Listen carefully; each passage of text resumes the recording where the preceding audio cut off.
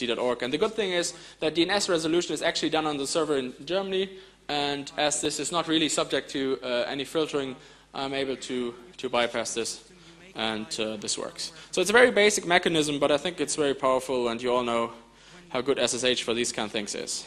Okay. Okay, so that's one way you can do. So as I said before, I would like to more or less close this. Already what I'm looking for is people that are interested in doing some more research. Maybe if you're doing your diploma thesis, or if you just like to work on this, we would need, as I said, about 110 euro to rent a server, or if there are people in the audience that are already in China, perfect. Then we can set up the infrastructure like that, or if you have contacts to universities, that's even better. So give me a shout if you're interested. I would really love and appreciate your support. Okay, so yeah, I'm coming to an end. As you saw, that's to be honest, a very sophisticated and pervasive way the filtering currently works in China, and my work did investigate some of the technology behind it. I also published a paper on my website devtarget.org, and also various information from my studies. So if you're interested in maybe studying IT security, you can take a look at the stuff over there as well. And but I think, and that's basically what the tour guy yesterday said as well, we need easier methods to give the ordinary user the ability to bypass the filtering, so in order to make it collapse. Okay, so that's it. Thanks a lot, and I'm now ready for answering your questions. Thanks. So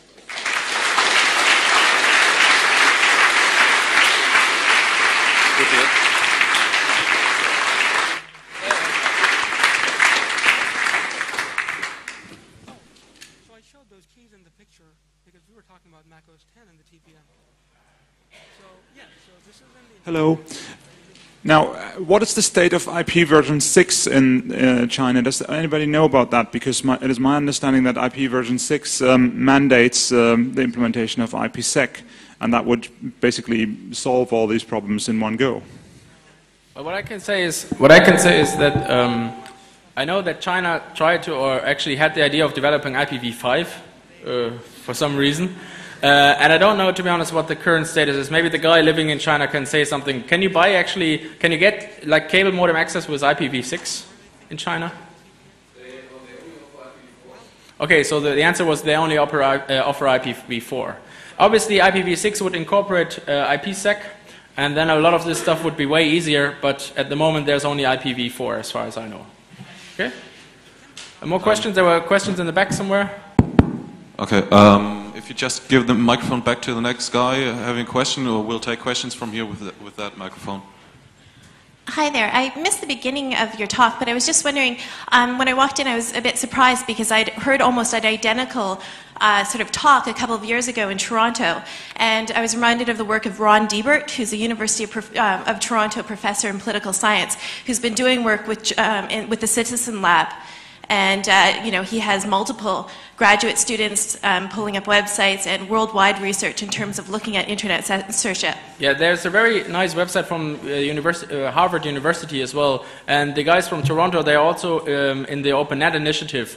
So basically, when I finished my work, I saw that already people were working on this, so I sent them my paper as well. And it's with the OpenNet initiative at the moment.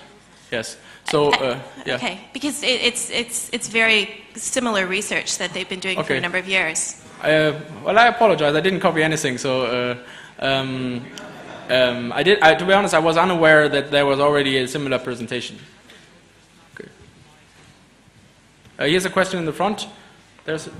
As I know, most users in China are using the internet by cell phone. Do you see any way to circumvent the Great Firewall for users who are using the cell phone for accessing the internet?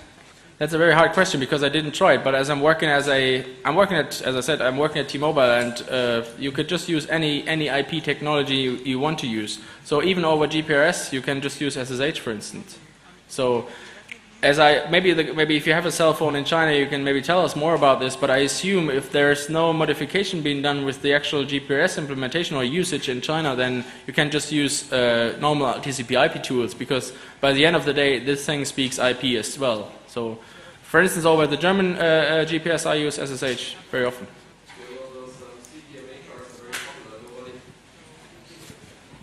those CDMA cards are very popular and very cheap, and everybody uses them. So nobody uses GPRS, and I did not see any big difference between access from the DSL at home or using the CDMA card. I would say, I haven't tested it, but I would say it's the same, to be honest. Yeah, but what's definitely not the same is if you are a foreigner from a foreign country and then you try to buy something in China, they totally handle you different. Okay, so maybe next year you can do something from inside, the inside report from China, maybe. Yeah, let's do it together. Okay, yeah, that's cool. Want a shell account? Yeah, okay, that's perfect. Okay, so are there any more questions? There's a question in the back, 2 questions in the back. Hello, I was very interested to hear about the RST packets that are coming in that are being injected from the network, and any of the techniques that we've been seeing are essentially vulnerable to getting reset from the middle. I wonder, did you do any further analysis of the reset packets coming in, looking where they were coming from, what timing they had, what their hop count was, this kind of thing, the TTL? Would you care to comment on that, please? Yes. To answer your question in a short word, no, because Richard Clayton from the University of Cambridge, as I mentioned before, he wrote a full paper on this, and the information you're looking for is mostly in his paper as well. He didn't look into the TTL stuff so much, but there's a lot of information in his paper already, which I didn't want to do again. So if you go to Google and search for what's it called? I think defeating the Great Firewall of China or something along those lines, then you will get his paper and it's all in there. Okay? More questions? There was one question somewhere. Yes. I don't share the certainty that widespread use of IPsec would solve that, because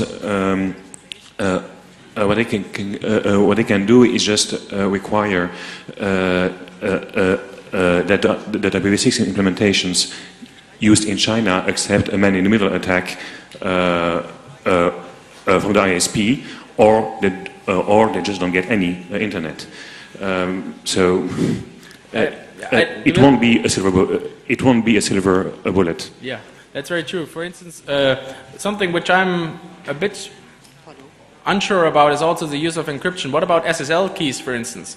Will they actually terminate SSL connections as well if they have the keys? Maybe as an operator of some system, you need to give them the keys. I'm not quite sure whether this happens or whether this is done. But for IPv6, for IPsec, the problem is the same, of course. Yeah, there's still a man in the middle, and so I am not. Yeah, you're probably right. I'm not sure whether this will be the silver bullet, but it will be one more way to try. There's the question here in the back. Oh, okay. Yeah. Go ahead. Hello. What do you know about IPv9? According to Heise Online, that's a new addressing technique for the Chinese network. Oh, was it 9? Okay, I thought it was 5. It's a bit like telephone numbers. Okay. And they are developing it. To be honest, I don't know anything about it. I thought it was called IPv5. Those crazy Chinese, I don't know. IPv9, according to Heise. Okay. No, I don't know anything about this. I have to deny. Sorry. Are there any more questions? Yeah, just one. There is a lot of work about how we can understand how filter work and so on. But do you have any idea if there is a centralized database about government capacity? I mean, who are working with those governments? Which are the companies who are selling the material? Who are the consultants who are hired by the government, like in China? Because I mean, there is more than 30,000 persons working in China, but. Yes. I mean, there is Cisco, there is an Occidental company selling technology. There is any centralized information about who is selling what and which can help you maybe to work? I tried to figure out this information because obviously I wanted to know what I'm up against, but I was unable to find any information. I really contacted some companies and they said, look, we don't comment on our business and that's it. So I know it from Force 10 because I talked to Force 10 people, and if you read the papers and if you read other articles, it always says, well, it uses Juniper and Cisco. But you'll probably not get a list of all the companies involved. Yeah. I tried to do this really hard because I wanted to know, but it's the same with the filtering techniques. They don't give you information how it works. You can try to experiment with it, but you cannot figure out how it really works. Yeah. I think there was one more question over there. And there's another question here. Okay. Hello? Okay. My question is, what information is there about the infrastructure of China? Is the distributed filtering with the providers helping, or is the central gateway of the government? Yeah, what I found out is that it's at least on the experiments I did, it's done on the central infrastructure of China Telecom, which is something like Deutsche Telekom here, or France Telecom, for instance. So it's done at the backbone providers. Yeah, and also on the incoming points of the Chinese network. So as soon as you enter China, basically, and go out, obviously. There's one more question, yeah. Yeah, when you've done your test, have you been disconnected from the network, completely disconnected from all the rest? Because I heard about the Freenet project that the Chinese government harvests all the nodes they're running the network and try to block them. What do you know about the social engineering that Chinese government is doing? Because Freenet is now using darknet. Is it a good way, or is it the government filtering, harvesting all the network to find people who is trying to hack the network and stopping them directly? Yes. As I said before, I had the problem that my server was often unavailable. And it may be coincident, but it was always the case when I did some action. So let's say I did the 50 domain resolves in a row on the Chinese server. Let's say half an hour later the server was blocked. So these kind of things. But I'm not quite sure. Maybe the provider did give my address or my purpose to to these authorities. I don't know. I think for some reason when I registered the server, I mixed up my old German address with my new one. I don't know. Maybe I can't go into China anymore. I don't know. I don't know how it works. Okay, so maybe there was one more question, and then we should all go.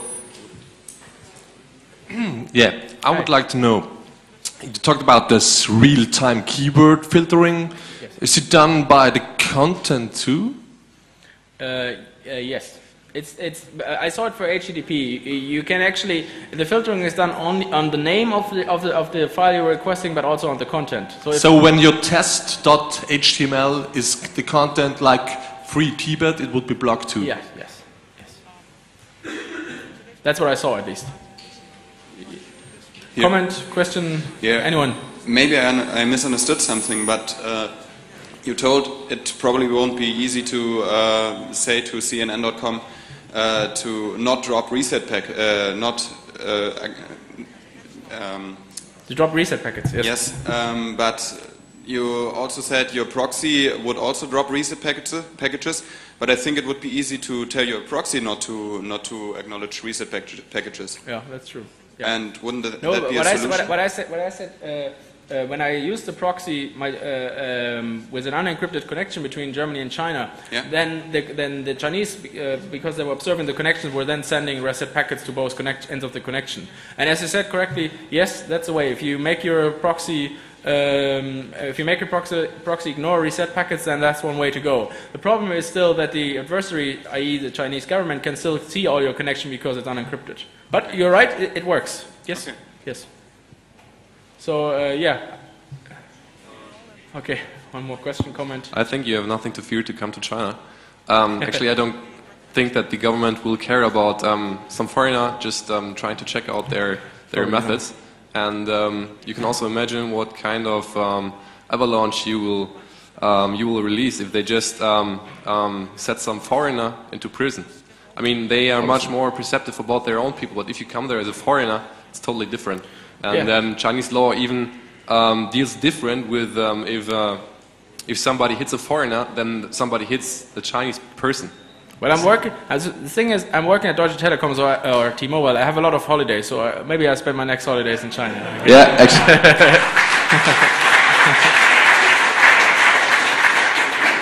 Actually, I do have a guest room. Oh, perfect. You're invited. Thanks. So, thanks everyone for watching and questioning me and so on. If you have questions, always going to be around, so you can always ask me and we can drink a beer or something. Okay. Bye-bye.